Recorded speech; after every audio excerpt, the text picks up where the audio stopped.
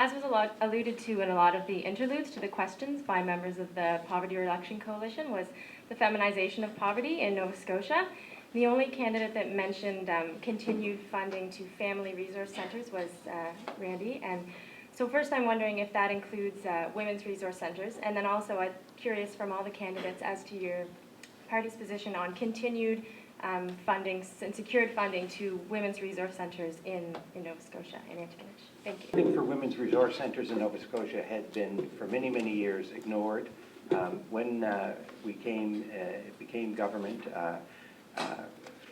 as soon as we could, we increased the investment in women's health centres to the tune of $500,000. That provided income across the board for each of these women's resource centres, and so our government has made a commitment already to supporting centres. We will continue with that commitment. We've partnered with many of these organizations, certainly recently around the issues of sexual assault and cyberbullying, these kinds of things. And so our government's track record in this is that we do as much as we can in terms of supporting these organizations, and we'll continue to do that. Thank you.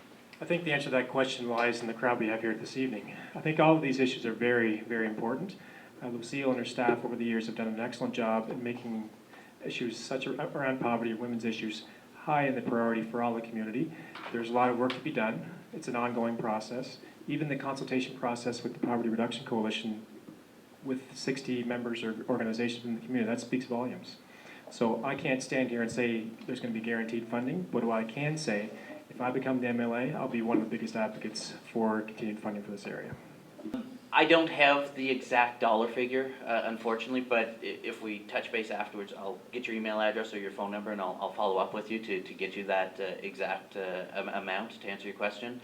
But in addition to what I spoke about, to let you know that the women's resources and the importance to that is, there's also some commitments in our platform, if you take a look, to things like violence against women, sexual assault, and I believe, if I'm not mistaken, that's to the tune of somewhere in the vicinity of $6 million.